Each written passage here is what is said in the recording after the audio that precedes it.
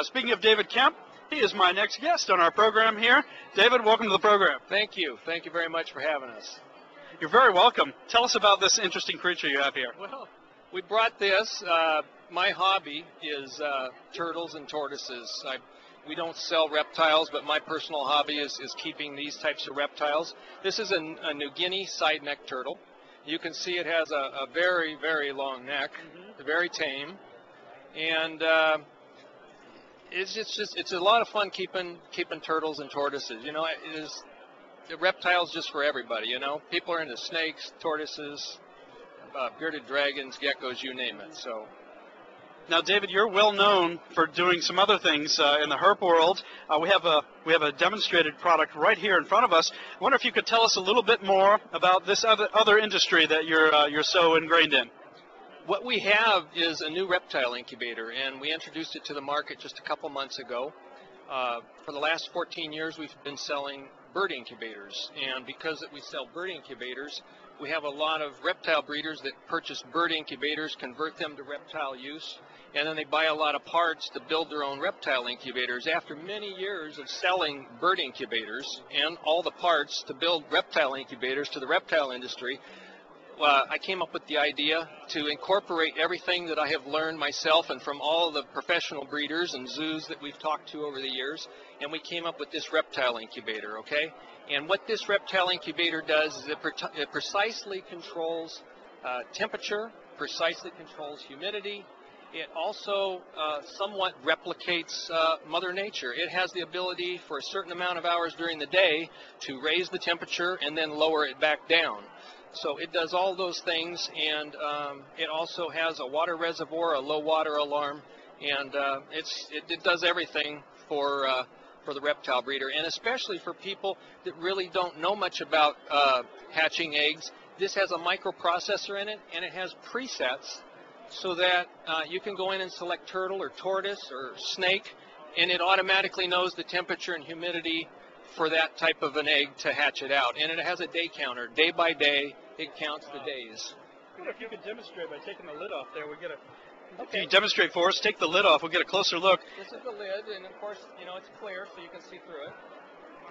Sorry about that. And inside here, what we have is Hatch Right. We recommend Hatch Right for incubators. No matter what kind of incubator you're using, we highly recommend Hatch Right. It's a great product.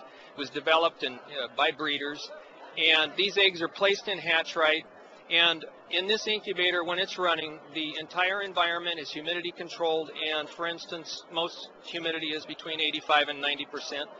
All of this is maintained at 85 to 95% wherever you've set it, and you don't have any drying of the eggs, and it's a perfect environment. You also don't have drippage of water on the eggs, which causes spoilage. These particular eggs in here, they're fake, but they're representative of larger reptile eggs and smaller reptile eggs.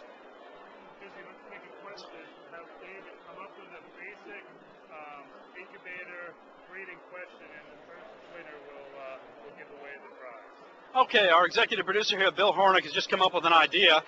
David's going to ask a basic incubation question, if you can come up with one. We've just put him on the spot.